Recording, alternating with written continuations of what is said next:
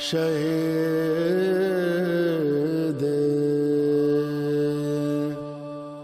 کربلا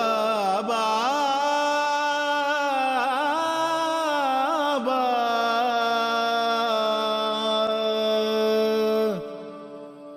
غریب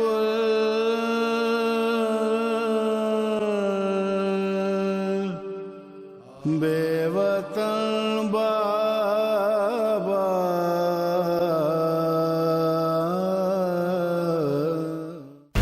صلوات اللہم صلی علی محمد وآل محمد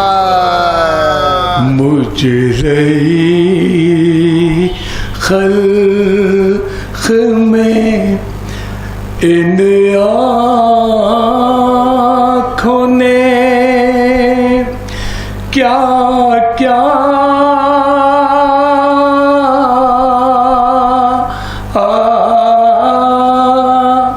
دیکھا پھر کہیں صبت پیمبر سنا آغا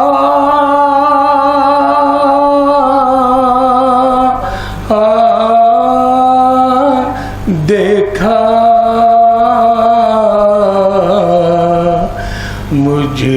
مجرئی خلق میں نے دیکھا علم شاہ کو آلودہ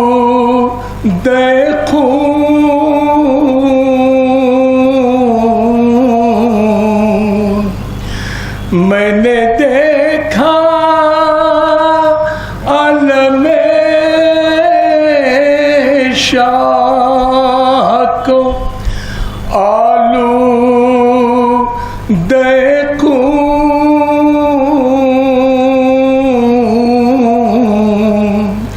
میں نے نیزے پہ سر دل پر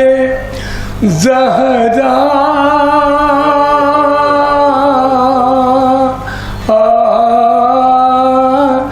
دیکھا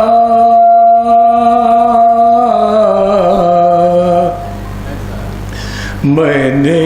نیزے پہ سر دل پر زہرا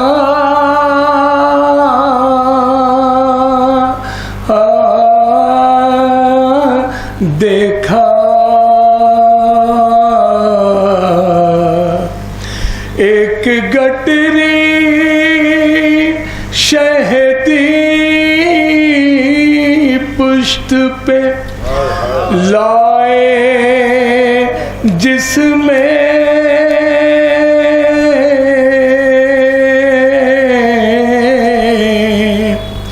ایک گٹری شہدی پشت پہ لائے جس میں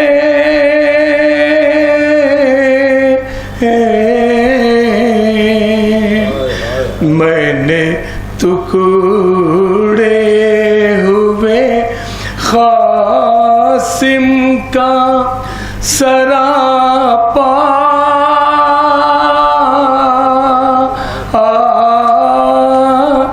دیکھا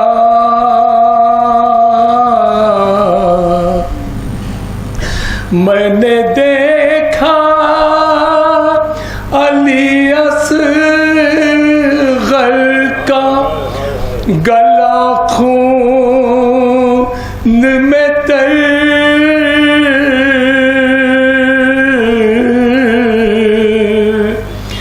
میں نے دیکھا علی اصغر کا گلا خون میں تر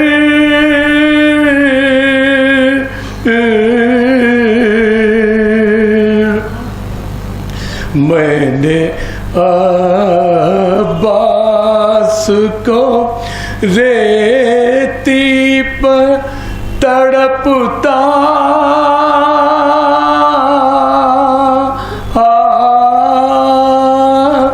دیکھا میں نے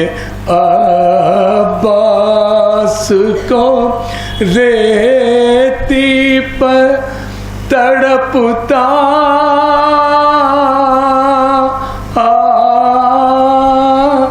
دیکھا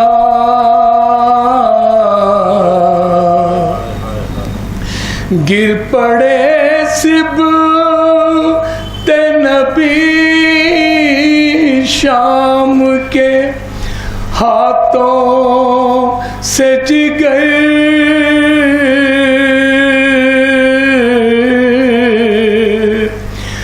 گر پڑے صبح نبی تھام کے ہاتھوں سے جگر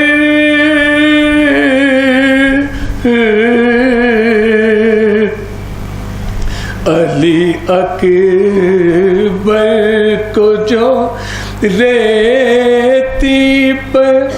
تڑپتا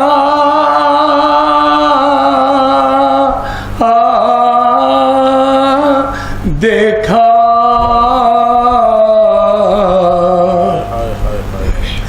ہائے کیوں ہو نہ گئی کور کے ان آنکھوں نے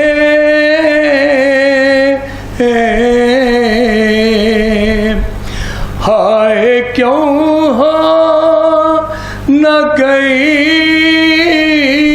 کور کے ان آنکھوں نے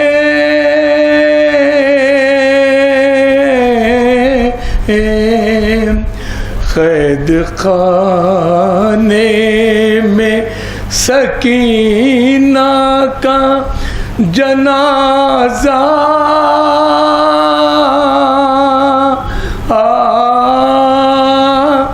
دیکھا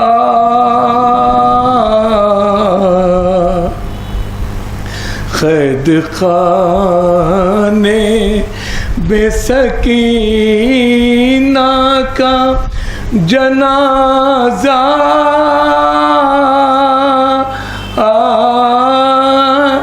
دیکھا مجرئی خلق میں ان آنکھوں نے کیا کیا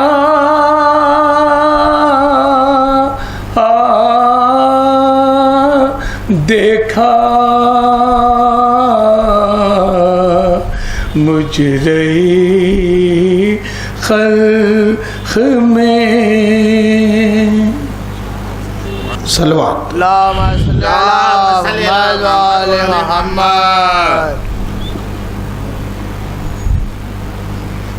وآل محمد پردیس میں زینب کھو بیٹھی 18 برس کے پالے کو روتے ہیں کھڑے سب آل نبی روتے ہیں کھڑے سب آل نبی 18 برس کے ارمان نکلا بانوں کا ہے لاش پناہ بانوں کا پائے یہ کہا یہ کو جلی پائے یہ کہا یہ علی 18 برس کے نازوں سے مرادوں سے پالا شادی کا زمانہ جب آیا میدان میں کھو کر بیٹھ گئی میدان میں کھو کر بیٹھ گئی 18 برس کے قسمت کا کروں کسے مگلا خدمت کا عوض کچھ بھی نہ ملا سیرا بھی نہ زینب دے سکی سیرا بھی نہ زینب دے سکی 18 برس کے پردے آپ ادھر کی موت ہے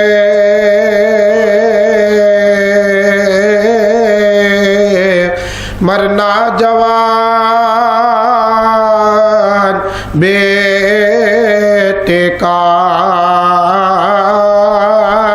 سفر جہان سے کرنا جوان بیٹے کا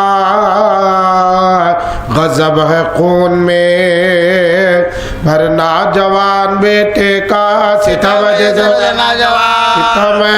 گزرنا جوان بیٹے کا شباب تھا کہ شہ مشرقین سے چھوٹے محبا بیڑا کے اکبر جیسے چھوٹے خدا پدر کو نہ دکھلائے مرگ راحت جان کلیجہ زخمی ہو جب دل کو پھر قرار کہا ادھر تو سینے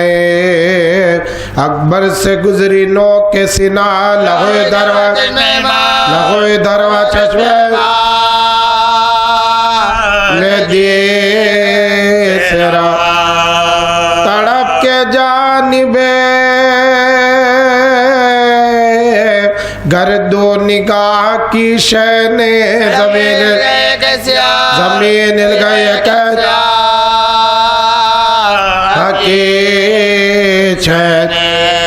کدھر گئے میرے گل پیرغن علی اکبر میرے قلیق میرے کم سخن علی اکبر جوان مر گئے غریب الوطن علی اکبر اجاڑ کر گئے میرا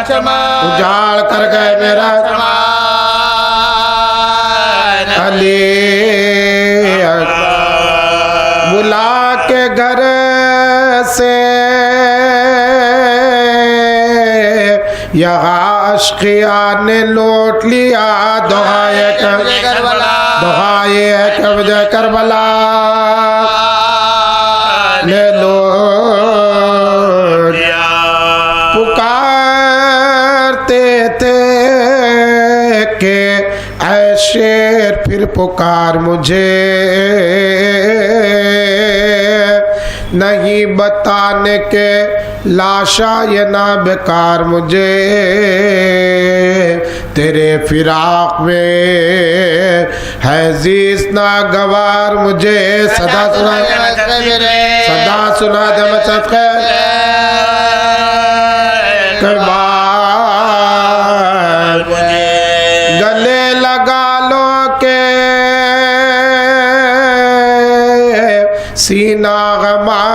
ملتا ہے کلیجہ کلیجہ مجھ سے کوئی دم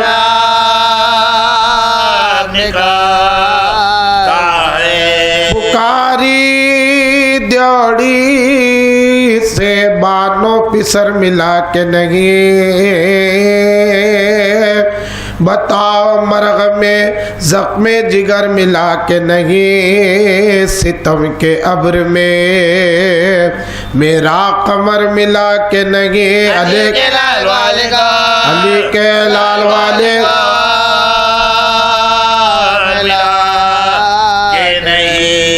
شتاب لاؤ میرے منتوں کے پالے کو تمہیں سے لگوا تمہیں سے لگوا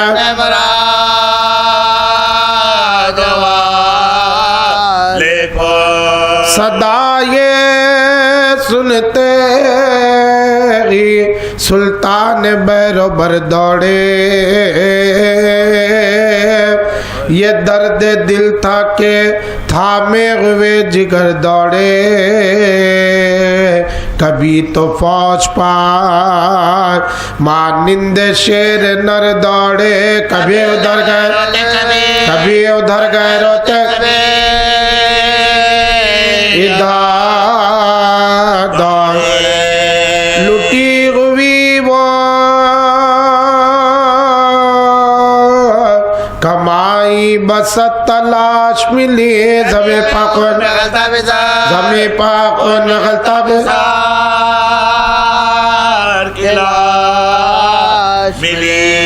عجیب حالت فرزند نوجوان دیکھے عطس سے ہونٹوں پا نکلی ہوئی زبان دیکھیے خمر سے چہرے پار زردی لبوں پجا دیکھیے کلیجہ پڑ گیا سینے میں سینا دیکھی ادھر کے سامنے بیٹے کا دم اکھڑتا تھا حسین دیکھتے تھے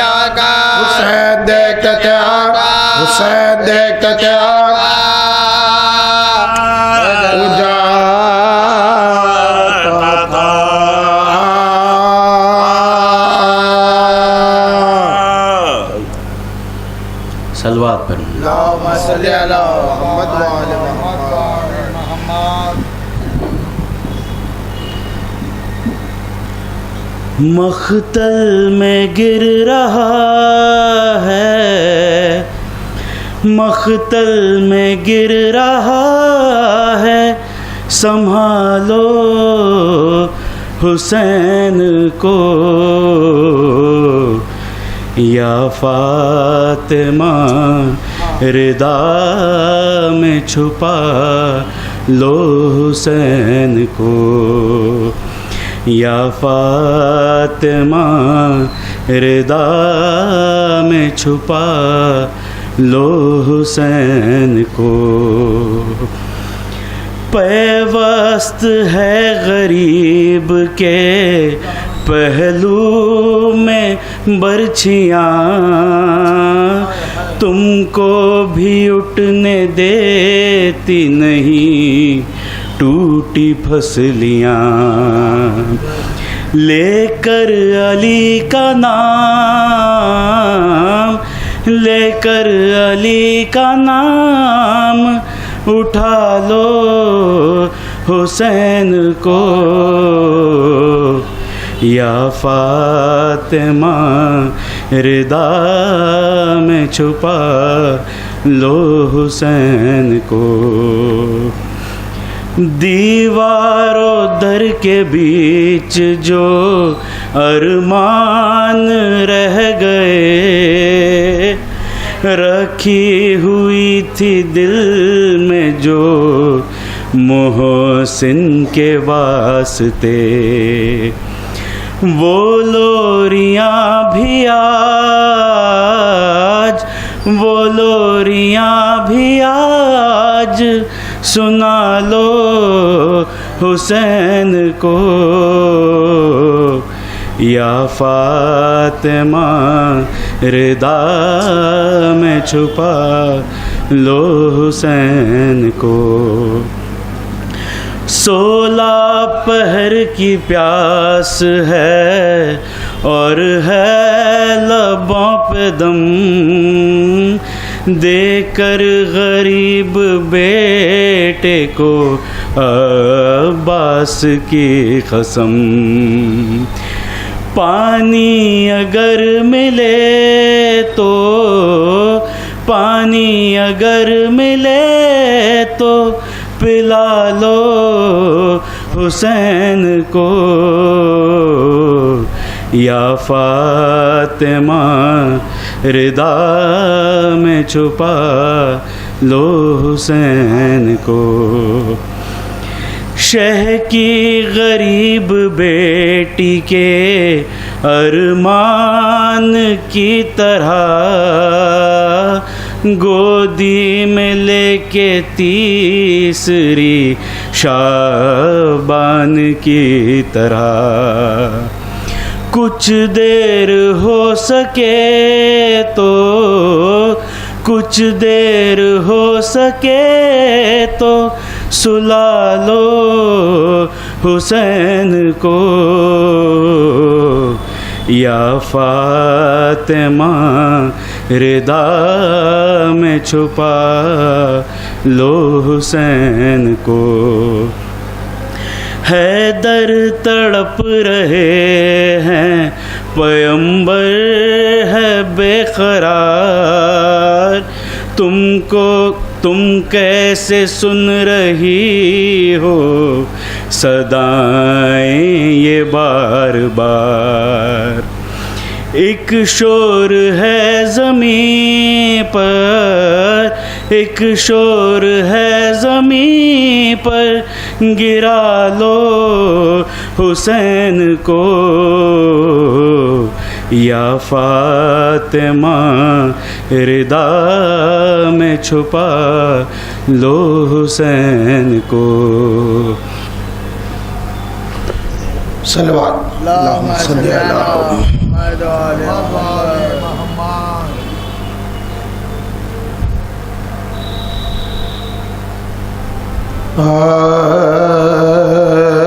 ذکر غم حسین سے محفل سجی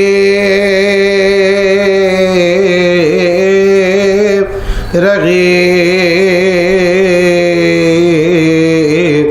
گل ہو گیا چرا مگر، گل ہو گیا چراغ مگر،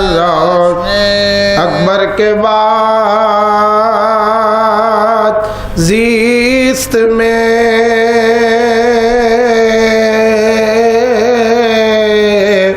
کیا دلکشی رہی، لیلا تمام عمر یہی سوچ، لیلا تمام عمر یہی سوچ، اشک غم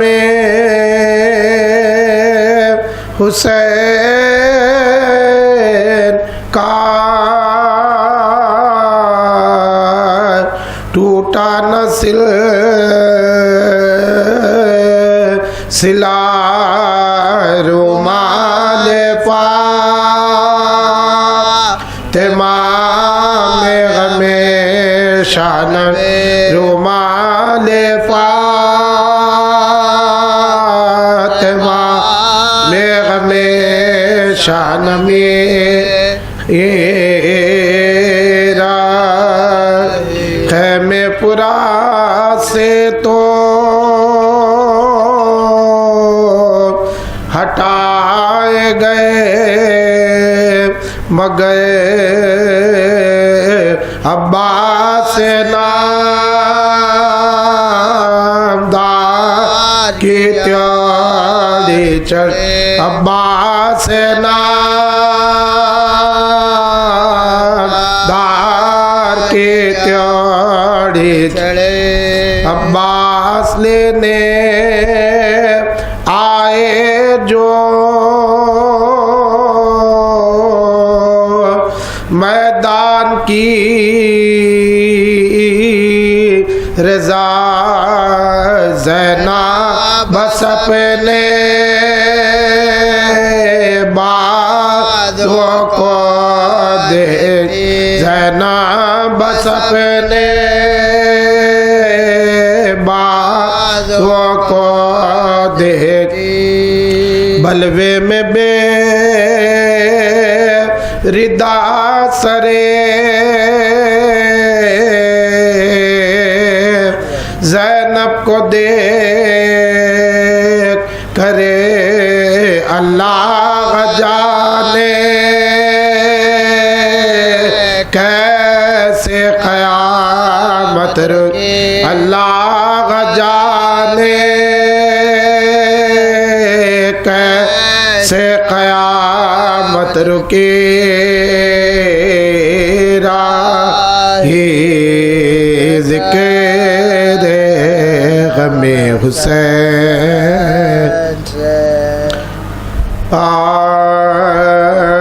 رن سے جب کھا کے سینہ اکبرے ذیشا آئے ماں کی خدمت میں کوئی آن کے مہمان آئے گھر میں لاشے کو لیے شاغ شہید آئے نوگر خاک پر چچا گریبائے نوگر خاک پر چچا گریبائے دی صداقت لغوے یوسف ثانی بانو مل گئے خاک میں اکبر کے جوانی مل گئے خاک میں اکبر کے جوانی بانو دیکھ لے آخری دیدار پسر مرتا گئے سامنے آنکھوں کے یہ نور نظر مرتا گئے اب کوئی دم میں میرا رش کے قمر میں تاغے منہ سے باہر ہے زباں تشنہ جگر میں تاغے دم ہے سینے میں رکا زخموں سے خون جاری ہے شہر بانو تیرا گل اڑنے کی تیاری شہر بانو تیرا گل اڑنے کی تیاری ہے شیخ کے کاندھے پر جو دیکھا علی اکبر کو نڈال ہاتھ پھیلا کے یہ چلائی کہ غے میرے لال کیا غضب ہو گیا اے بادشاہ نے قصال راس آیا نہ میرے بچے کو 18واں سال ٹکڑے تیغوں سے بدن ہو گیا سارا غے کون تھا جس نے میرے شہر کو مارا کون تھا جس نے میرے شہر کو مارا گئے سن کے مادر کی صدا کھول دیے دیدے ناب ہاتھ اٹھا کر کہا رو نہ میرے سر کی قسم پاس آ کر غمیں چھاتی سے لگا لو اس دام رن سے آئے ہیں تمہاری ملاقات کو غم پھر یہ گھر شاہ کے اقبال سے دیکھا ہم نے پر تمہیں آ کے جوال سے دیکھا پر تمہیں آ کے جوال سے دیکھا بال کیوں بکھرے گئے کیوں پھینک دی سر پر سے ردا نیل کیوں سینے پر ہے کیوں ہے گریبان پھٹا خاک کیوں منہ پر ملی ہو یہ پسر تم پر فدا شاہ دنیا میں سلامت رہے یہ کیا ہے شاہ دنیا میں سلامت رہے یہ کیا ہے لٹ گئی یہ نہ سخن منہ سے نکالو اماں میں تو جیتا ہوں کلیجے کو سنبھالو میں تو جیتا ہوں کلیجے کو سنبھالو آرزو ہے کہ پھلے پھولے میرا نقل مراد تم دلہن بیاہ کے لاؤ میرا گھر ہو آباد دیکھ لو آنکھوں سے اپنی میں تمہاری اولاد پھر میں دنیا سے جو گزرو تو رہ رو بش پھر میں دنیا سے جو گزرو تو رہ رو بش دادی کہلاؤں گی ردوان میرا برتر ہوگا تیرا فرزند بھی ہم شکل پیغمبر ہوگا تیرا فرزند بھی ہم شکل پیغمبر ہوگا آہ کی سن کے یہ اکبر نے بسد رنج و ملال درد چھاتی میں اٹھا غیر ہوا اور بغال دل میں یہ سوچ کے رونے لگا وہ نیک سال ہم سفر کرتے ہیں اماں کو شادی کا خیال ہم سفر کرتے ہیں اماں کو شادی کا بر میں ہوئے گا کفن خاک پر چہرہ ہوگا نہ دلہن ہوگی نہ اولاد نہ دلہن ہوگی نہ اولاد نہ سہرا ہوگا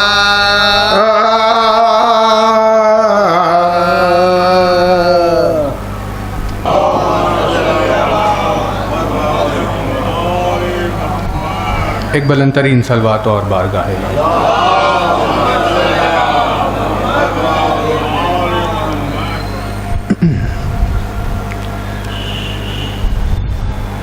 خدمت میں آپ کی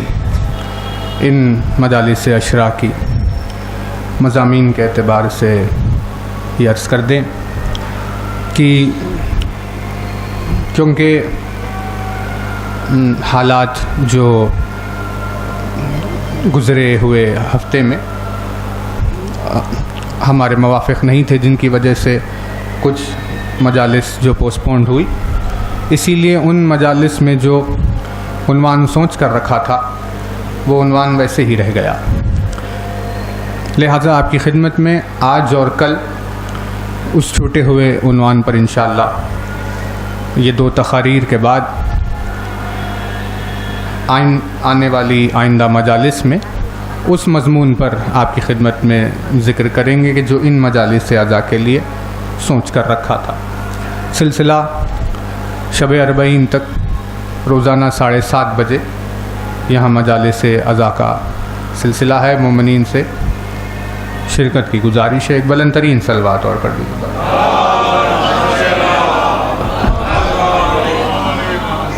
لا حول ولا قوة الا باللہ العلی العظیم اعوذ باللہ من الشیطان اللعین الرجیم بسم اللہ الرحمن الرحیم الحمدللہ الذی قصرت عن رؤیتہ ابصار الناظرین وعجزت عن نعتہ اوہام الواصفین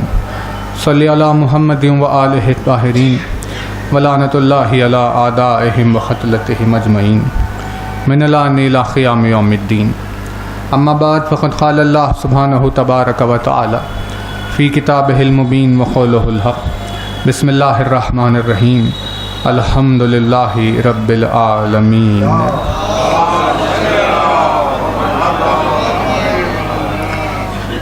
فرمایا صاحب اعظم الدرجات الفاظ نے فرمایا مالک معجز نما انداز نے فرمایا مولائے کائنات امیر المومنین حضرت علی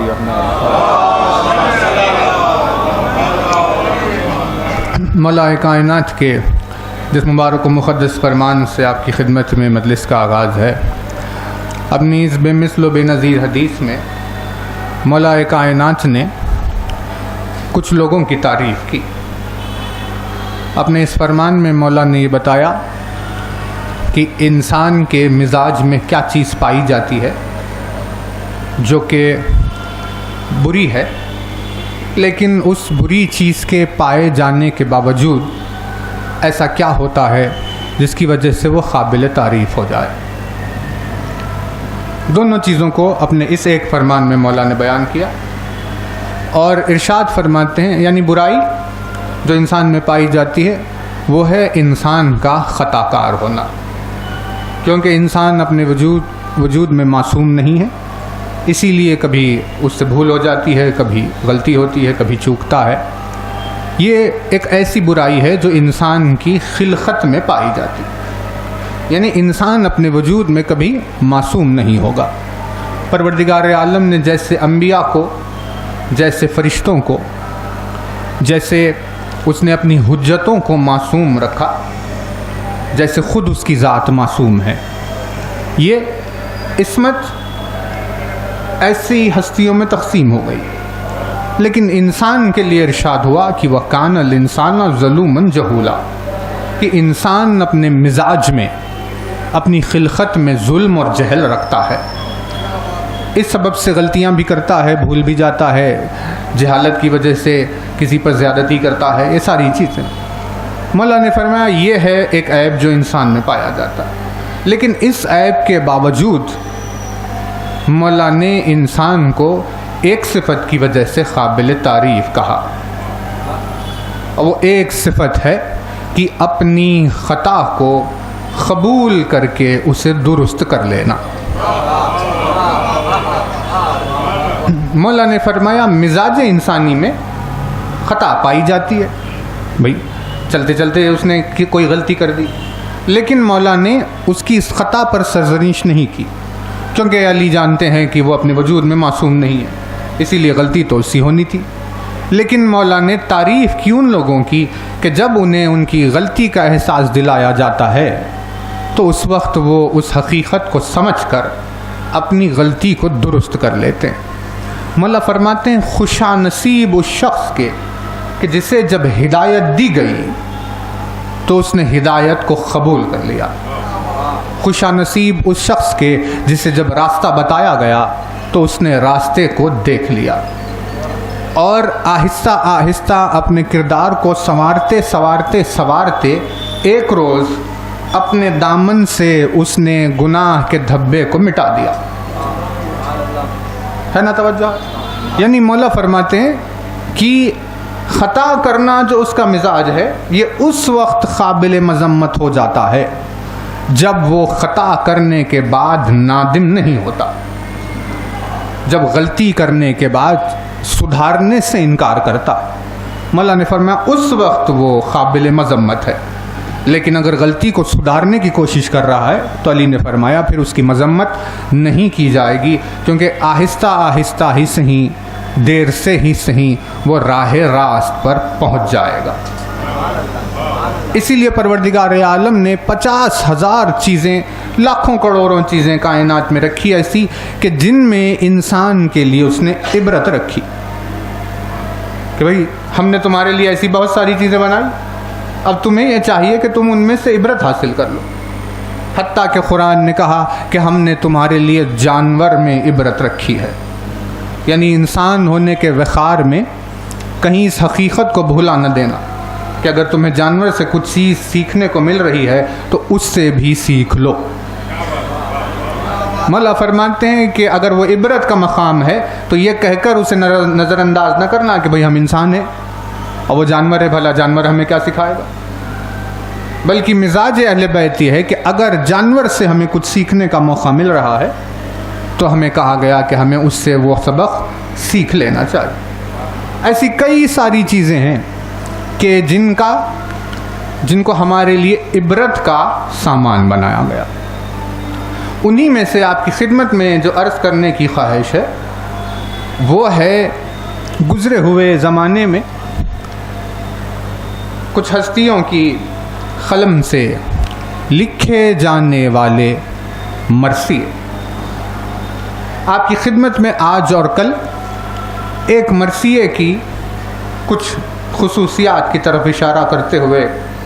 مجلس کریں گے۔ یہ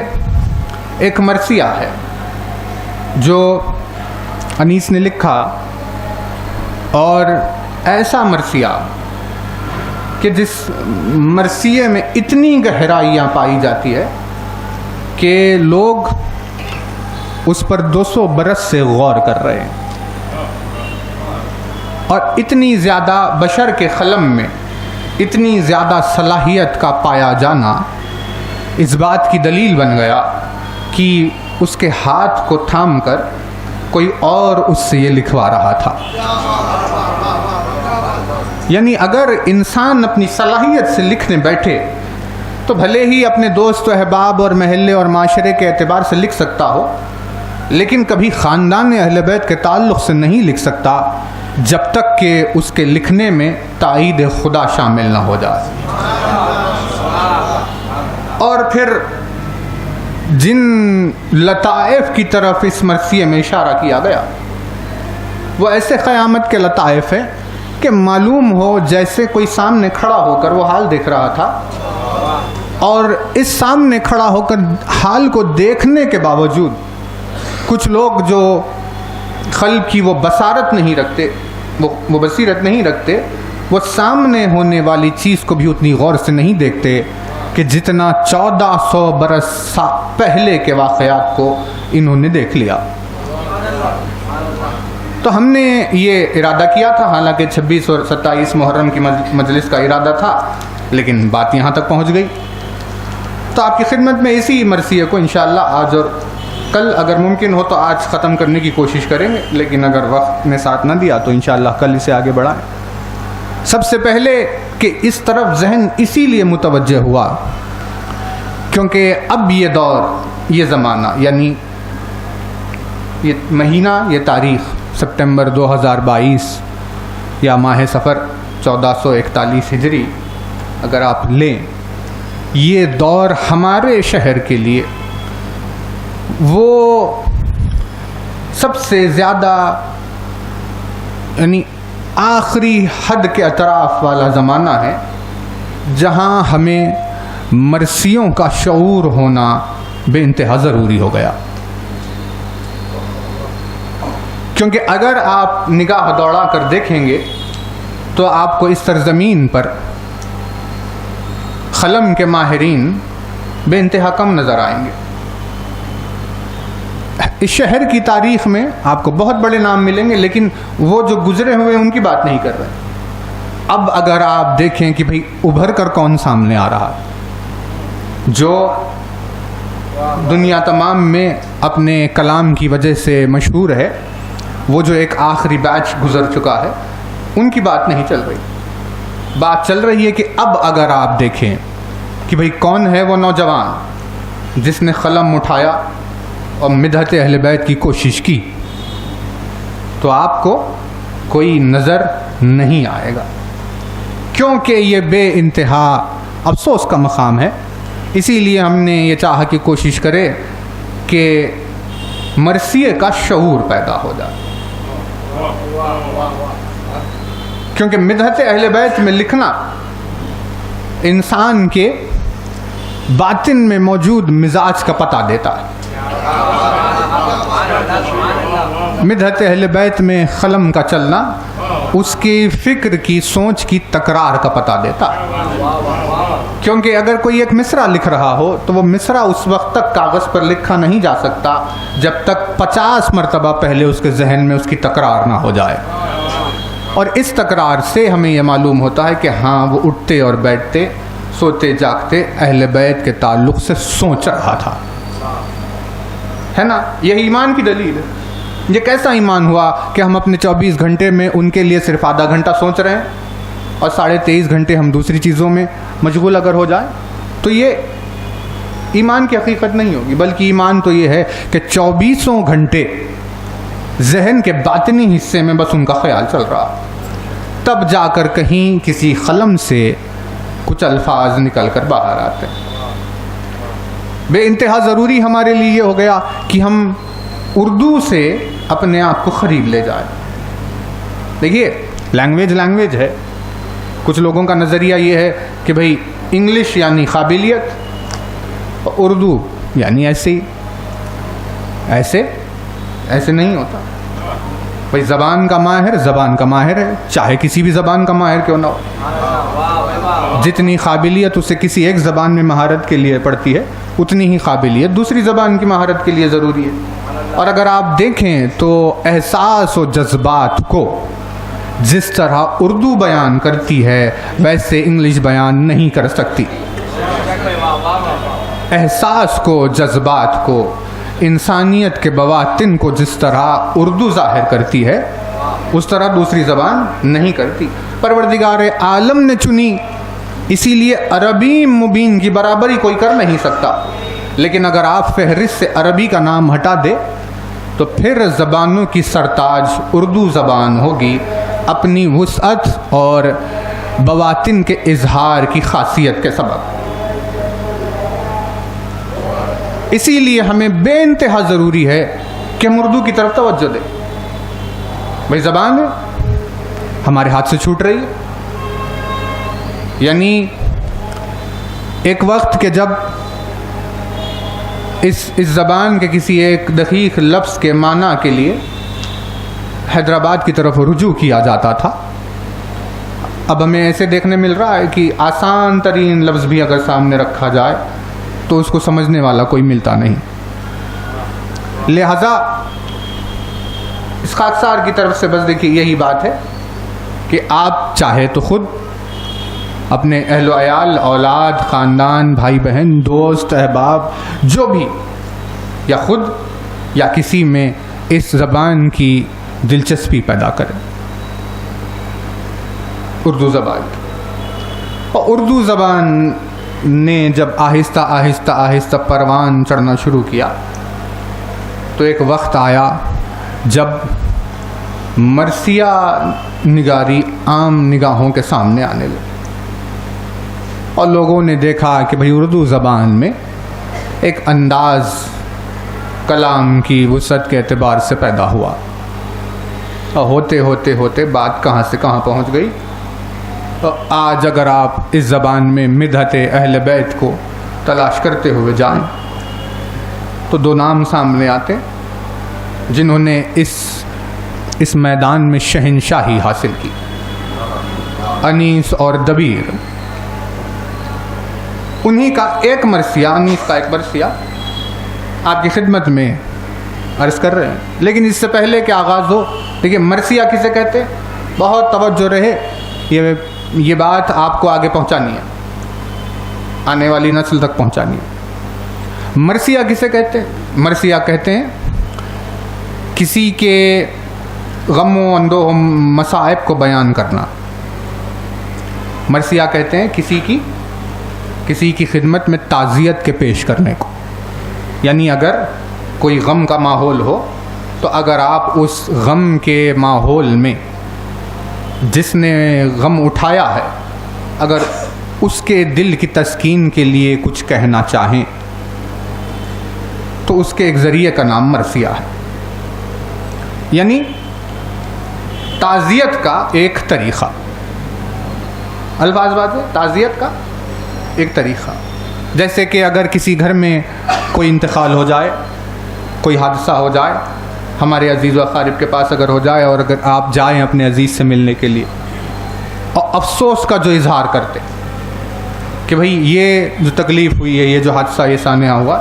اسے نہیں ہونا چاہیے تھا، بلند ترین صلوات اور بارگاہ الہی۔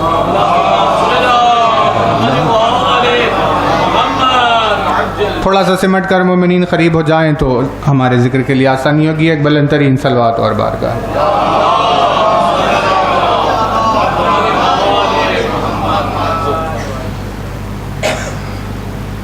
توجہات ہے مومنین کی، جتنی آپ کی توجہ ہے اتنی ہی بلند ایک اور صلوات بارگاہ الہی میں پڑھیں۔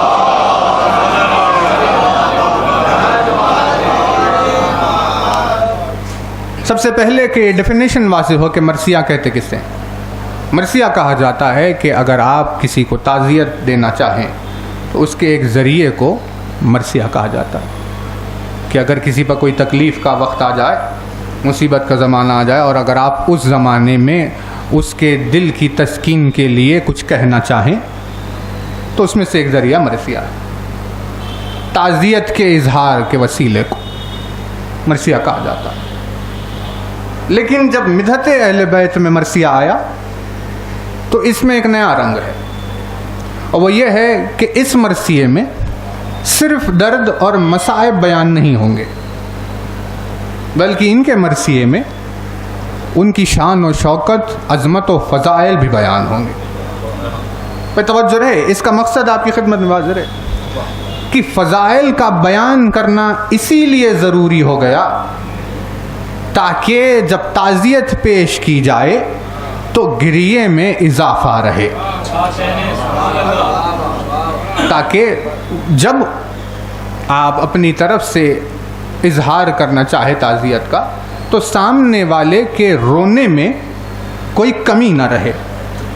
اسی لیے ان کے کمالات بیان کیے جاتے۔ جیسے اگر آپ ایک جنرل اگزامپل لے دنیاوی کوئی بھی، کہ جس میں آپ اگر ایک مقام پر بیٹھے ہوئے ہیں اور آپ کو پتہ چلا کہ وہ باہر ایک شخص راستے میں اسے قتل کر دیا گیا ہے، آپ نے یہ خبر سنی لیکن اظہار افسوس نہیں ہوا، آپ نے کہا اچھا ایسے نہیں ہونا چاہیے تھا، لیکن آپ کو پتہ چلا کہ بھئی وہ ایک نیک شخص تھا، تو آپ کا افسوس تھوڑا بڑھ جائے گا کہ بھئی نیک انسان کو نہیں مارنا چاہیے۔ آپ کو اگر پتہ چلے گا کہ بھئی وہ اس شہر کا نہیں تھا، کہیں اور سے آیا ہوا تھا، مسافر تھا، تو اب آپ کے افسوس میں اور اضافہ ہو جائے گا کہ بھئی وہ مسافر تھا، اسے نہیں مارنا چاہیے۔ اگر آپ کو یہ پتہ چل جائے کہ بھئی وہ مسجد کی طرف جا رہا تھا نماز پڑھنے کے ارادے سے، راستے میں اسے مار دیا گیا، تو آپ کے افسوس میں اور اضافہ ہو جائے گا۔ اور اگر آپ کو یہ معلوم ہو کہ بھئی جو راستے میں نماز کے لیے اسے قتل کیا گیا وہ حالت روزہ میں بھی تھا،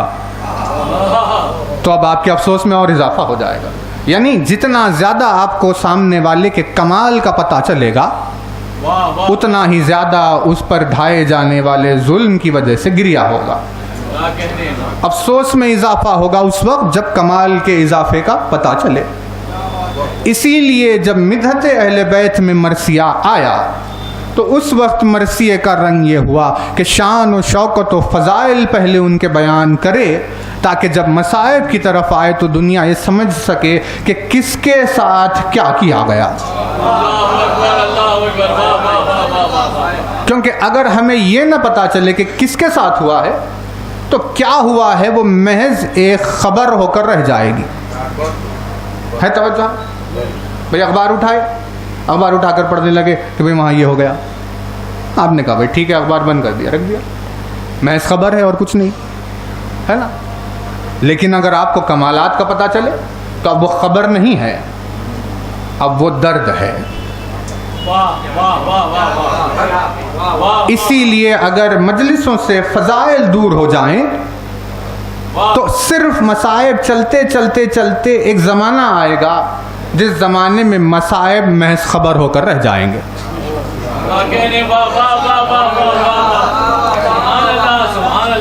کہ بھئی ایک روز تھا جس روز مصائب آئے، قتل کیا گیا، سب کچھ ہوا، کہا جیسے اخبار میں کوئی چیز دیکھی ویسے ہی اسے پڑھا اور رکھ دیا، ایک خبر ہو گئی، لیکن وہ خبر کی صورت میں نہ ڈھلے بلکہ اس میں وہ درد ہمیشہ باقی رہے، اسی لیے ان کے فضائل کو بیان کیا گیا۔ اور جب منزلت کا پتہ چلے، جب شان و شوکت کا پتہ چلے، جب فضیلتوں کا پتہ چلے، تب انہیں سمجھ میں آئے کہ ہاں یہ بہت بڑے کرب اور درد کی منزل ہے، اور اب وہ صرف خبر نہیں رہے گی، کیونکہ اگر خبر ہو تو دل نہیں جڑیں گے، لیکن اگر درد ہو تو دل جڑ جائیں گے۔ اور اگر اہل بیت سے دل کا رشتہ ٹوٹ گیا تو پھر ہمارے وجود میں کچھ باقی نہیں رہ جائے گا۔ اسی لیے ہمارے دل کو ان کی بارگاہ سے جڑے ہوئے رہنے کے لیے ہم درد ہونا ضروری ہے، اور اس ہمدردی کے اضافے کے لیے فضائل رکھے گئے، ہے نا توجہ؟ جیسے خود سید الشہداء نے اپنے کئی خطبات میں بیان کہ دیکھو تم پہچانو کہ کس کے مقابلے میں آئے، اور فرمایا کہ میں اللہ کے رسول کا بیٹا ہوں۔ یہ حسین نے اپنا کمال بیان کیا، یہ اپنی شان بیان کی کہ بھئی تم کس کے مقابل میں ہو، یہ غور تو کرو، توجہات ہے نا. تو اب مرثیہ کی جب صورت آئی، اس مرثیہ کی صورت میں فضائل سے مرثیہ کا آغاز ہوا تاکہ عرفان پیدا ہو سننے والے کے ذہن میں، اور اس معرفت کی بلندی کو پہنچنے کے بعد جب اس سے کہا گیا کہ ایسی ہستی کے ساتھ یہ سلوک ہوا، تو وہ ایمان کی شدت کی وجہ سے رونے لگا. اسی لیے ایک لفظ رکھا گیا، یہ ہے مرثیہ. انہی تمام مرثیوں میں دیکھیے، خیر شمار نہیں کیا جا سکتا کہ بھئی کون سا کیسا ہے، کون آگے ہے کون پیچھے ہے، یہ سب تو وہ جانے جن کی شان میں کہا جا رہا ہے. لیکن جب آپ کی نظر کبھی پڑ جائے اور کبھی رک جائے، کہیں ٹھہر جائے کہ ہاں یہ مقام قابل غور ہے، ویسے ہی مرثیوں میں ایک ہے یہ، جس کا مصرع ہے پہلا، جب رن میں سبط احمد مختار گر گیا. اللہ اکبر، اللہ اکبر. اس مرثیے میں انیس نے نظم کیا ایک واقعہ کہ جس واقعے میں عاشور کے روز جب بعد شہادت علی اصغر علیہ السلام حسین جو تنہا کھڑے ہوئے تھے، تو ایک شخص کا وہاں سے گزر ہو رہا تھا اور حسین سے ملاقات ہوئی. صرف مکالمہ جو آپس میں ایک دوسرے سے ہو رہا تھا، اس مکالمے کو ایسے لکھا گیا جیسے مانو تیسرا کھڑا ہو کر دونوں کی بات سن رہا تھا. اس قیامت کے انداز میں اگر آپ مقاتل کی طرف دیکھیں تو آپ کو ایسے کئی واقعات ملتے ہیں کہ جو جب آخری وقت جب حسین اپنی شہادت کے لیے آگے بڑھ رہے تھے، اس وقت کن کن سے کس کس انداز میں ملاقات ہوئی. جن میں سے ایک اس قاصد کا تذکرہ ہے کہ جو مدینے سے آیا تھا، جو شہزادی صغرا کی جانب سے، وہ بھی اسی وقت اس کی ملاقات ہوئی تھی. اور جو بادشاہ حلب کی طرف سے جو رشتہ آ رہا تھا، اور مدینے سے ہوتے ہوئے جب وہ کربلا پہنچا تب بھی وہ بھی روز عاشور عصر تنگ کے موقع کے قریب پہنچا تھا. اور یہ ایک شخص یہ بھی عصر تنگ کے قریب سید الشہداء سے ملاقات کے لیے گیا. اپنے گھر سے نکل چکا تھا زیارت کی نیت سے کہ جا کر نجف کی زیارت کروں گا، اور نجف کی زیارت کرنے کے بعد میں مدینے جا کر امام سے ملاقات کروں گا. زیارت قبر علی پہلے کروں گا، پھر فرزند علی کی زیارت کے لیے مدینے جاؤں گا. اس نیت سے نکلا. راستے میں دشمنان اہل بیت کا سامنا ہوا اور اسے قید کر لیا گیا، اس کا مال و اسباب لوٹ لیا. 1 برس تک وہ قید میں تھا، اور جب 1 برس کے بعد اسے قید سے چھوڑا گیا، رہائی ملی، تو پلٹ کر اپنے گھر کی طرف نہیں گیا بلکہ اپنے سفر کو جاری رکھا. اور پھر ویسے ہی نجف کی طرف جا رہا تھا کہ راستے میں کربلا سے جو گزر ہوا تو ملاقات ہو گئی. تو دیکھیے، یعنی اب یہ احساس کی باتیں ہیں، اب یہ لفظوں میں ڈھلتی نہیں. الفاظ بھلے ہی انیس نے لکھے ہیں، یہ خداوند عالم نے انہیں مقام اور رتبہ عطا کیا تھا کہ ان کے لفظ میں بہت زیادہ احساس بھی پوشیدہ ہے. لیکن انیس خود بھی اس بات کے قائل ہوں گے کہ لفظوں میں وہ احساس کبھی ادا نہیں ہوا. اور آج اگر کوئی دیکھیں تو اپنی فکر اور اپنے ہی نظر کی صلاحیت کے اعتبار سے اس لفظ میں چھپے ہوئے احساس کو پڑھے گا. ہم نے کچھ خاص مصروں کی نشاندہی کی ہے جن کی آپ کی خدمت میں عرض کرتے رہیں. آغاز یوں ہوا: جس روز تھا یہ حشر، یہ ماتم، یہ شور و شر، آپ پہنچا ایک مسافر غربت زدہ ادھر. گھر سے چلا تھا شوق نجف میں وہ خوش سیر، چھوڑے ہوئے وطن اسے گزرا تھا سال بھر. بیت لکھی: بے خانما کو عشق خدا کے ولی کا تھا،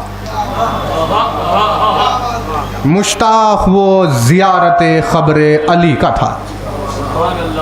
یعنی ایمان کی کیفیت کو آپ اگر محسوس کریں، بھئی دیکھیے بے خانمہ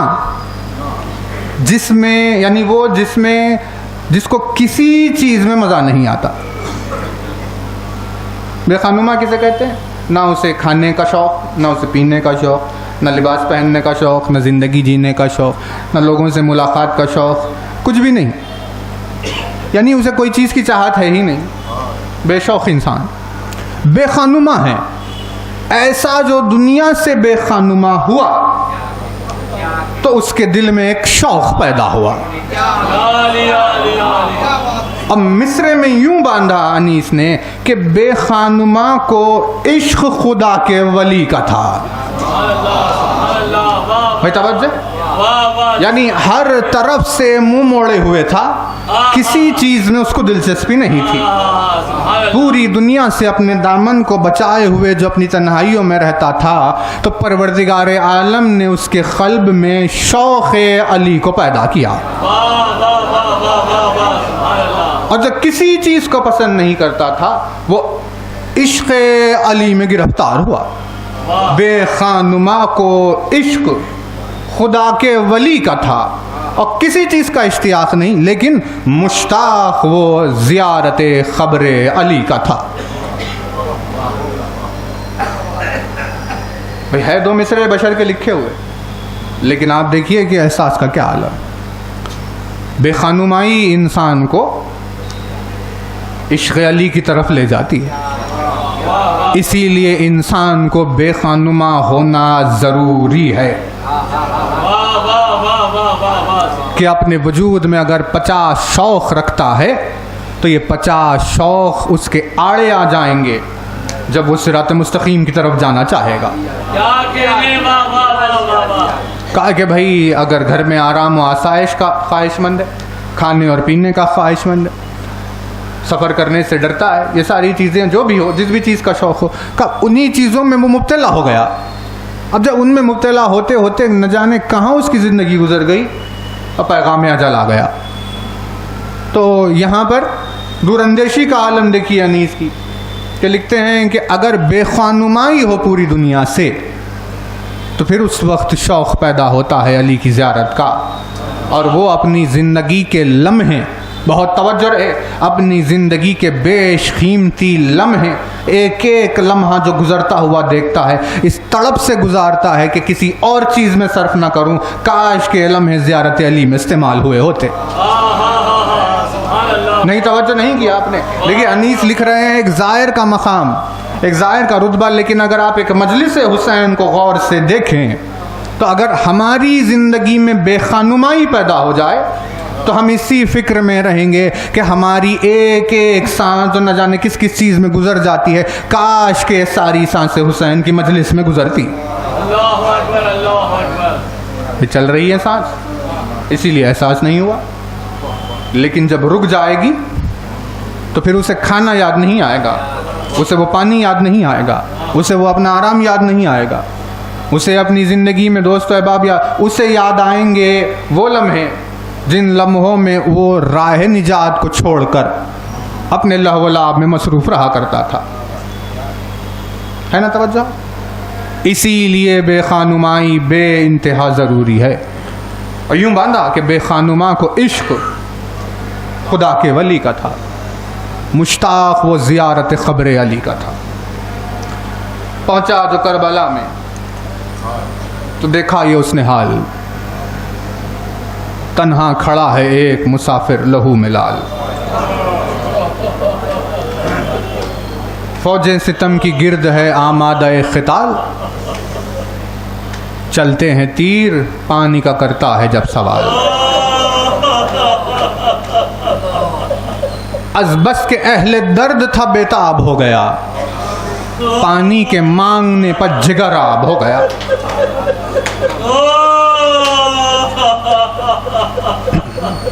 خداوند عالمین آوازوں پر اپنی رحمت نازل کرے۔ دیکھیے اہل درد ایک لفظ لکھا ہے یعنی اس میں اہل درد، اللہ رے کیا خیابت خیز کمی ہو گئی ہے دنیا میں اہل درد کی. کہاں سے لے کر آئیں اس زمانے میں کوئی جو ہمارا اہل درد ہو, ہے نا. انیس نے اہل درد یہاں اسی لیے لکھا کیونکہ وہ جو زائر جا رہا تھا اس نے دیکھا کہ فرات بہہ رہا ہے اور سامنے جو دریا بہہ رہا ہے, اور چند قدم کے فاصلے پر بہتے ہوئے دریا کے باوجود کوئی 3 شب و روز کی پیاس کی شدت کی وجہ سے پانی کا سوال کرنے لگا.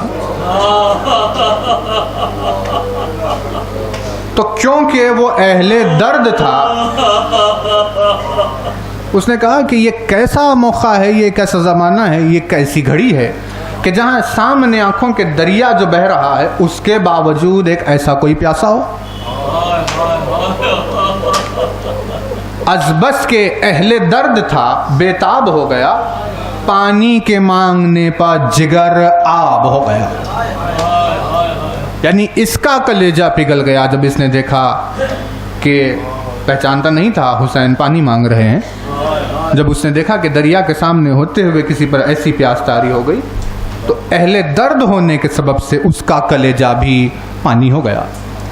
اور الفاظ کا یہ استعمال جگر آب ہو گیا, از بس کہ اہل درد تھا بےتاب ہو گیا, پانی کے مانگنے پر جگر آب ہو گیا. کیا خوبصورتی ہے الفاظ کی, کیا پروردگار عالم کی عنایتیں ہیں. ان کے لیے آپ کہہ سکتے ہیں کہ ہاں اپنی جستجو سے اپنی کوشش سے انیس نے یہ سب لکھا ہوگا, لیکن کچھ مصرے ایسے آ جائیں گے درمیان میں جسے دیکھ کر ہمیں پتہ چلتا ہے یہ انیس نہیں لکھ سکتے تھے. یہ ہاتھ تھام لیا کسی نے اس موقع پر ان کا اور قلم کو چلایا. از بس کے اہل درد تھا بےتاب ہو گیا, پانی کے مانگنے پر جگر آب. کہنے لگا لرس کے وہ ذی قدر و نیک نام, اللہ کس قدر ہے پراشوب یہ مقام. دریا خدا نے خلق کیے بحر فیض عام, مرتا ہے بے اجل یہ ستم کش یہ تشنکا. لرزہ اس کے بدن میں پیدا ہوا کہ بھئی یہ کیا ہو رہا ہے. اب جو بیت لکھی ہے دیکھیے یہی مرثیہ نگار کی خاصیتیں ہوتی ہیں. مرثیہ گو کی خاصیت ہے کہ لطائف کو کیسے حقائق کو کہاں سے بیچ میں لے کر آتا ہے. اگر آپ بہت سارے ہیں انیس کے تو بہت سارے ہیں, لیکن کبھی دیکھیں جیسے ہمیں سب سے زیادہ جو پسند آتے ہیں وہ جب انہوں نے حر کے مرثیے لکھے, درمیان میں ایسی بات کر دی کہ انسان کی عقل سوچتے رہ جائے بھئی یہ کیا ہو گیا.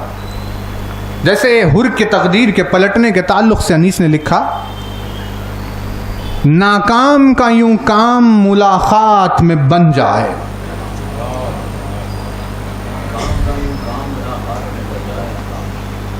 یعنی اگر آپ دیکھیں تو صدیوں کو سمیٹا ہے ایک مصرے میں.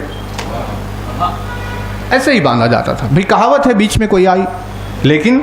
کہاوت کہاں کیسے استعمال کرنا ہے یہ شعور تھا. ناکام کا یوں کام ملاقات میں بن جائے, برسوں کا جو بگڑا ہو وہ ایک بات میں بن جائے. مقدر حر پر لکھ رہے ہیں اور یوں تہذیب کا یا کہاوت کا یا پرانے الفاظ کے اشاروں کا یوں استعمال کیا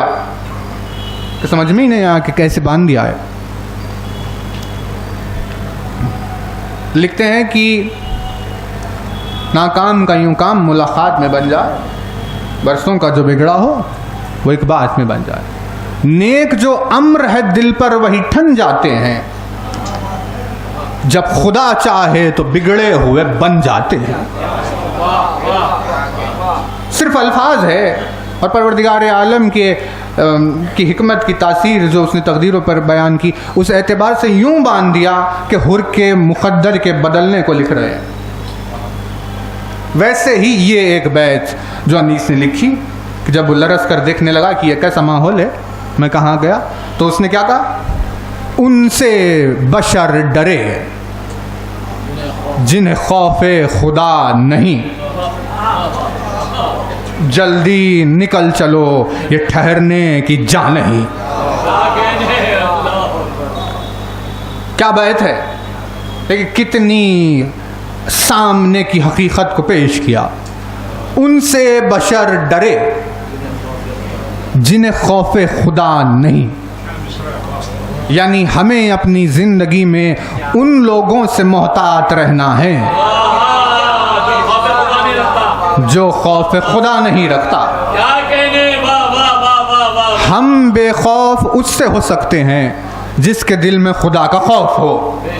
لیکن اگر آپ کو کوئی ایسا نظر آئے جو خدا کا خوف نہیں رکھتا تو ہمیں اپنے آپ کو اس سے بچانا ہوگا۔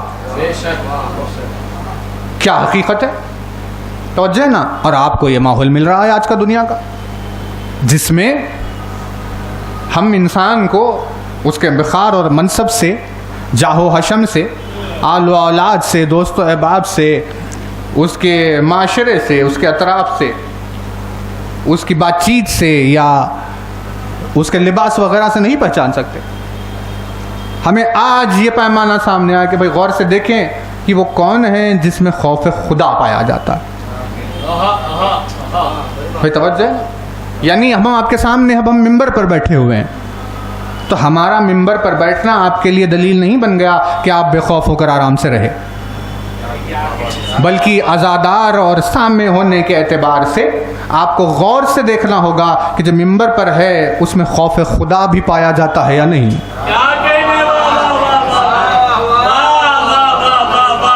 اگر آپ کی آنکھیں اس حقیقت کو دیکھ لیں اور پرکھ پائے کہ بھئی ممبر پر ہے مگر خوف خدا نہیں ہے، تو آپ کو چاہیے کہ ان سے بشر ڈرے جنہیں خوف خدا نہیں۔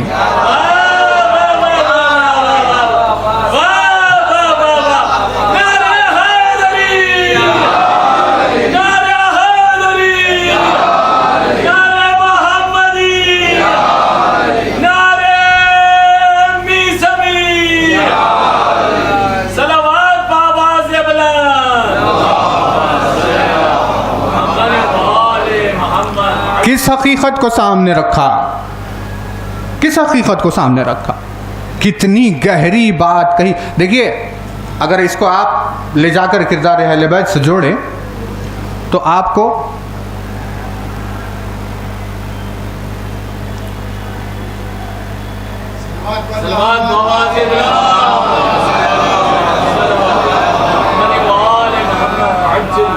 ہے مومنین متوجہ ہے،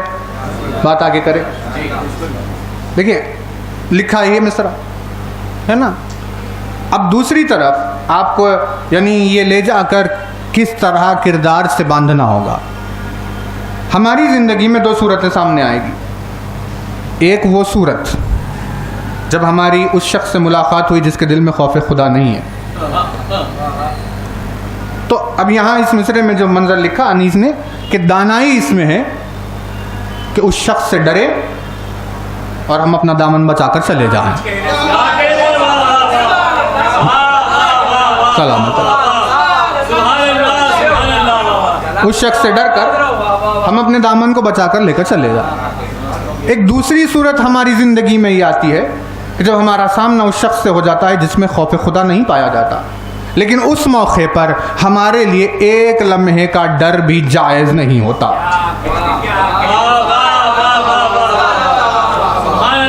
یہ کون سی حقیقتیں ہیں، کیا حقائق بیان ہوئی؟ یہ لطائف کی باتیں ہو رہی ہے۔ بھائی کربلا کے میدان میں لشکر یزید حسین کے سامنے، اب وہ سب کے سب وہ ہیں جو بے خوف خدا ہے،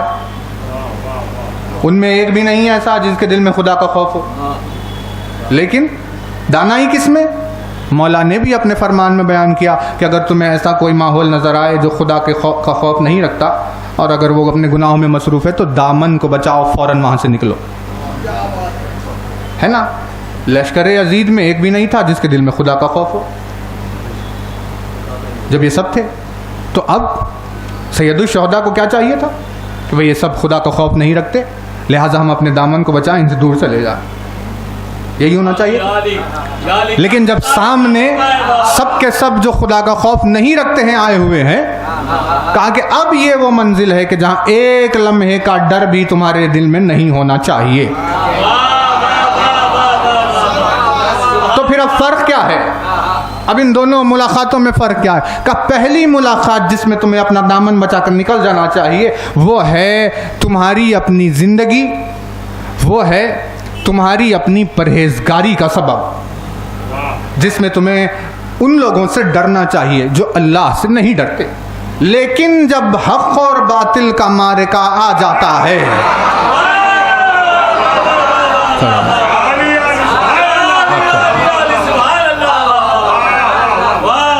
جب حق اور باطل کا معرکہ آ جاتا ہے تو ہمیں کربلا نے سکھایا کہ اب تمہیں ڈرنے کی ضرورت نہیں، چاہے تمہارا سن و سال 80 برس کا کیوں نہ ہو، یا چاہے تمہارا سن و سال 6 مہینے کا کیوں نہ ہو.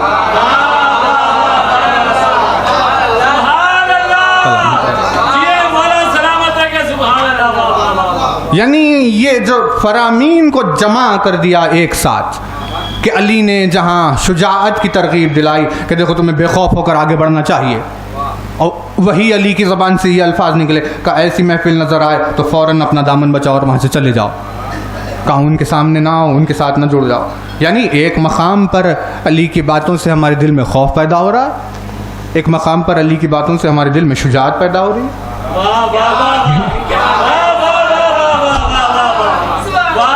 یہ زندگی کی وہ تمام تہذیبیں ہیں کہ جو انہوں نے سکھائی ہے. اسی لیے اس فیصلے کی خاطر ہمارے لیے ضروری ہے کہ ہمارے سامنے دونوں مناظر والی احادیث موجود ہو، تاکہ ہم سمجھیں کہ کہاں ہمیں ڈر کر اپنا دامن بچانا ہے اور کہاں ہمیں بے خوف ہو کر سامنے کھڑے ہو جانا ہے. کہا تمہاری پرہیزگاری کی اگر بات ہو تو دامن بچاؤ، لیکن حق اور باطل کا معرکہ ہو رہا ہو تو اپنی جان کی پرواہ نہ کرو. میں دیکھیے الفاظ دیکھیے، ان سے بشر ڈرے جن خوف خدا نہیں، جلدی نکل چلو یہ ٹھہرنے کی جان نہیں. اور اگر آپ یعنی دیکھیے ہم تو مطلب مرثیات نہیں لکھتے، لیکن جو لکھا ہے اسے کچھ سمجھتے ہیں. جا کہتے ہیں جانے کو، جو کہا جاتا ہے بھئی آ اور جا. اب یہ الفاظ کا استعمال ہے اسی لیے یہ انیس ہے.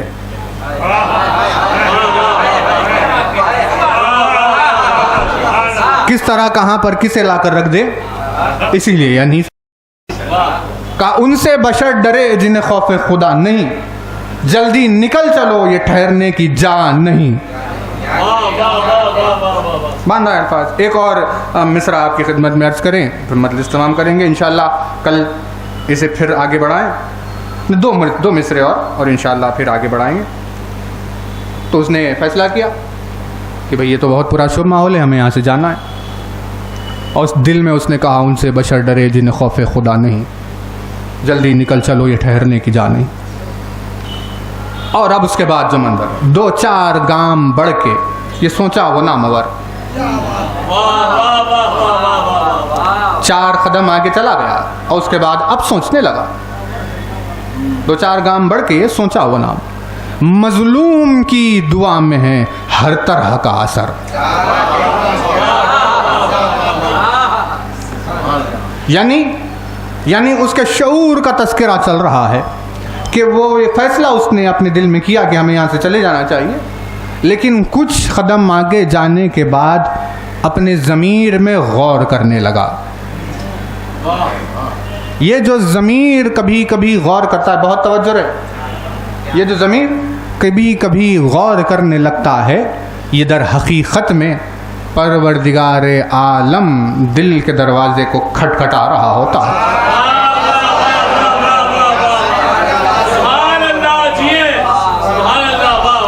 توجہ ہے نا. یعنی جیسے نماز کے لیے دعا کے لیے کہا جاتا ہے کہ بھائی جب دعا کرنے والا یہاں دعا کر رہا ہے تو یہ دعا نہیں ہے بلکہ یہ سائل ہے اور خدا کے دروازے کو کھٹکھٹا رہا ہے.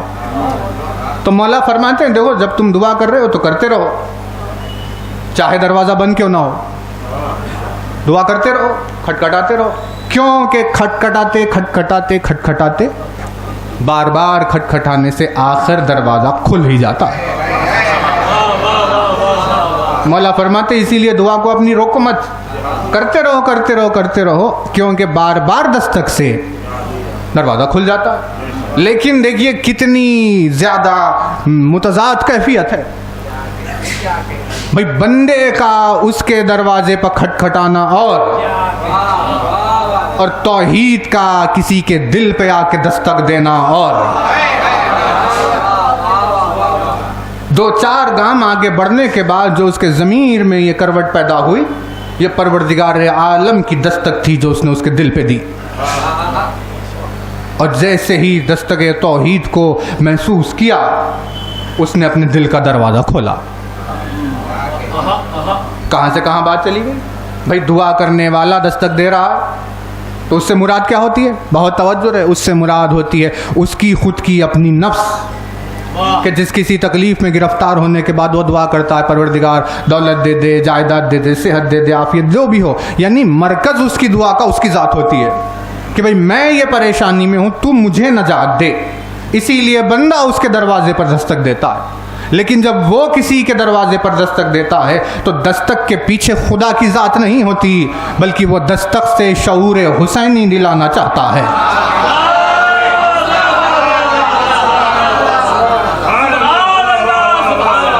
ہم نے دستک دی تو پیچھے ہم ہیں، اور خدا جب دستک دیتا ہے تو پیچھے حسین ہے۔ ایسے ہی عاشور کی شب تھی، جب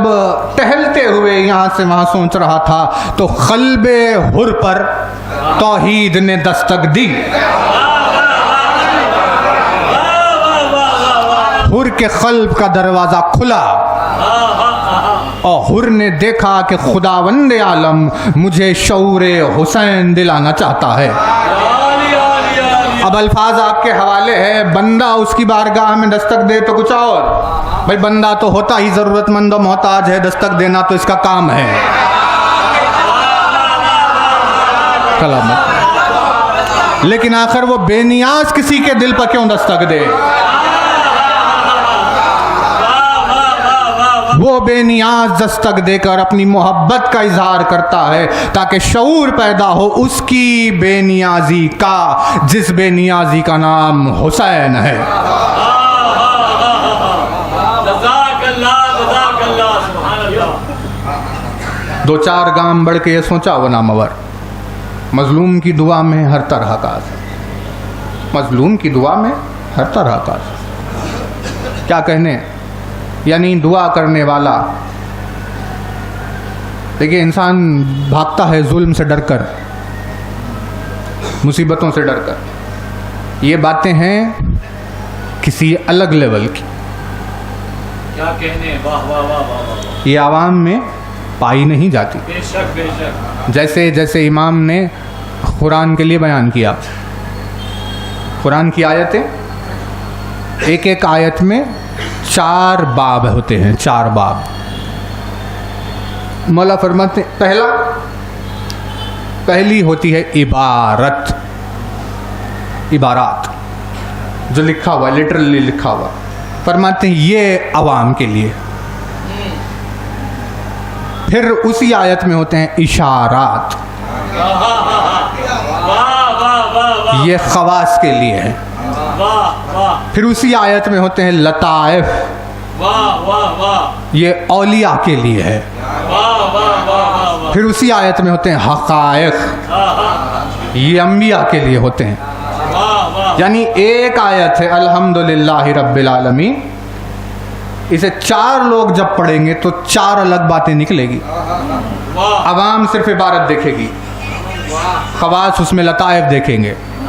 اولیاء اس میں خواص اس میں اشارات دیکھیں گے، اولیاء اس میں لطائف دیکھیں گے، انبیاء اس میں حقائق دیکھیں گے، ہے نا؟ تو شعور ہے، حاصل کیا، کسی نے کوشش کی، بھائی جستجو کرنے والوں کو منزلیں ملتی ہیں، انیس نے کوشش کی، انہیں مقام حاصل ہو گیا۔ اب یہ جو الفاظ ہے یہ عوام کے لیے اور خواص کے لیے اور ہو گئے۔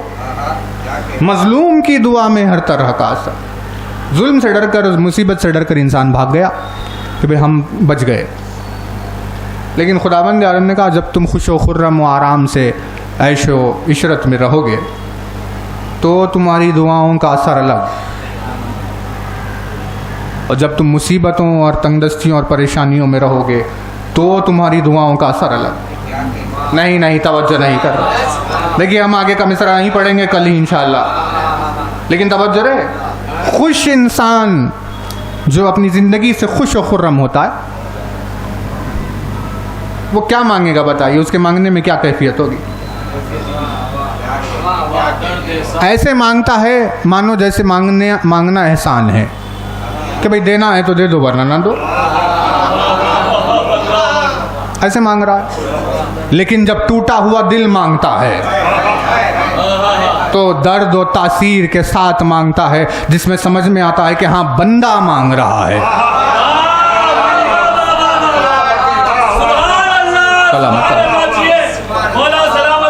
آپ سلامت۔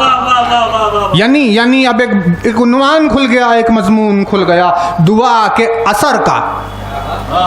جس میں یہ بیان کیا جا رہا ہے کہ اگر تم عیش و آرام میں ہو، زندگی کی آسائش اور عشرتوں میں ہو، تو تمہاری دعا میں اثر نہیں ہوگا، لیکن تم اگر دردوں، مشکلوں اور تنگ دستیوں میں، ظلم و ستم میں گرفتار ہو تو اس وقت دعا کرو گے تو تمہاری دعا میں اثر ہوگا۔ تو شعور کہاں لے کر چلے گئے کہ اگر کوئی یہ بندہ اس نیت سے ارادہ کرے کہ خدایا میری دعا میں اثر پیدا ہونا چاہیے، تو اس دعا کی اثر کے خاطر وہ مصیبتوں کا استقبال کرے گا کہ بھائی آسائشیں، سکون اور آرام ہم سے دور رہیں تاکہ ہماری دعا کا اثر نہ چلے جائے، لیکن تنگ دستیاں، پریشانیاں، مصیبتیں آتی رہے تاکہ ہماری دعا کا اثر باقی رہے۔ یعنی آثار زبان کی خاطر مصیبت کو برداشت کرنا مظلوم کی صفت ہوتی ہے۔ پروردگار عالم عزت و ایمانی کو سلامت رکھے۔ دو چار قدم آگے بڑھنے کے بعد اس نے یہ سوچا، یہ طے کیا کہ مظلوم کی دعا میں اثر ہوتا ہے، ہر طرح کا اثر، اور یہ خیال جو اس کے ذہن میں آیا تو جاتے جاتے قدم رک گئے، اور پھر آگے کا جو منظر ہوا وہ ہم کل آپ کی خدمت میں بیان کریں گے، لیکن جو گزرے ہوئے مصرے ہیں کہ پہنچا جو کربلا میں تو دیکھا یہ اس نے حال، تنہا کھڑا ہے ایک مسافر لہو میں لال۔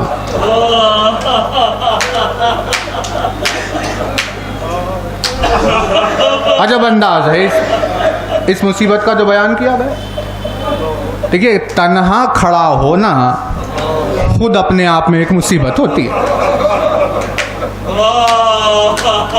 کوئی اگر کس پردیس میں چلا جائے، اجنبی شہر میں چلا جائے، اجنبی مقام پر چلا، اور اگر اکیلا ہو تو اس کا اکیلا ہونا ہی اپنے آپ میں ایک مصیبت ہوتی ہے، اور اگر کوئی دشمنوں کے بیچ میں اکیلا ہو تو پھر اس کے اکیلے ہونے کی تو کیفیت ہی اور ہوتی ہے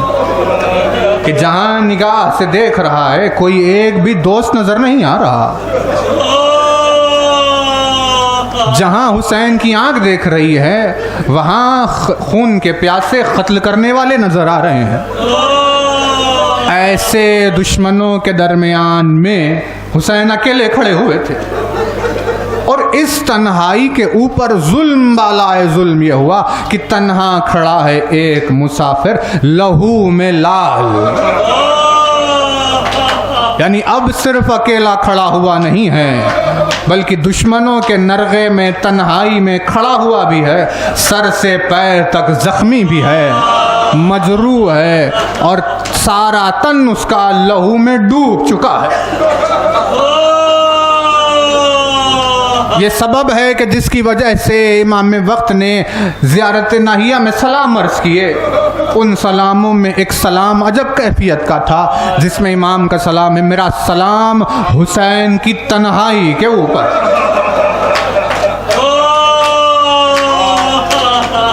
یعنی اگر امام یہ سلام نہ کرتے تو ہمیں کبھی پتہ نہیں چلتا کہ کسی کے اکیلے پن پر بھی سلام کیا جاتا ہے،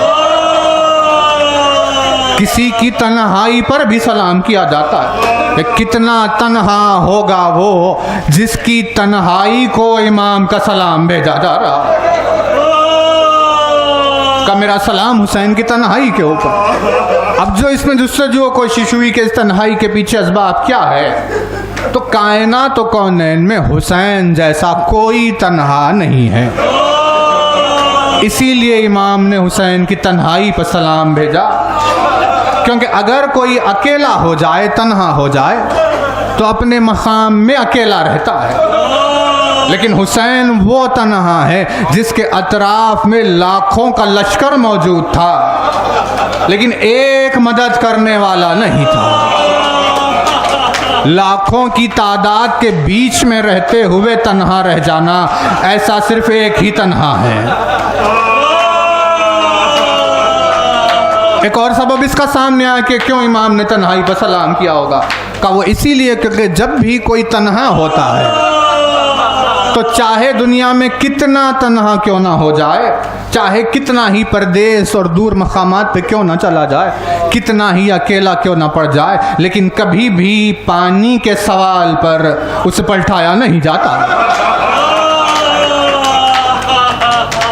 چاہے کتنا ہی اکیلا کیوں نہ ہو جائے، لیکن جب کسی سے پانی مانگتا ہے تو فوراً سامنے پانی لایا جاتا۔ لیکن یہ ایک تنہا اکیلا حسین ہے جس کی نگاہوں کے سامنے دریا بہ رہا تھا، لیکن اس تنہا کو پانی کی ایک بوند میسر نہیں ہوئی۔ امام وقت کا کلیجہ پھٹا اور سلام عرض کیا، میرا سلام اس تنہائی حسین کے اوپر۔ ویسے ہی رنگ میں انیس نے لکھا کہ پہنچا جو کربلا میں تو دیکھا یہ حسن حال، تنہا کھڑا ہے ایک مسافر لہو میں لال، فوجیں ستم کی گرد ہے آمادہ قتال، چلتے ہیں تیر پانی کا کرتا ہے جب سوال، از بس کے اہل درد تھا بیتاب ہو گیا، پانی کے مانگنے پا جگر آب ہو گیا۔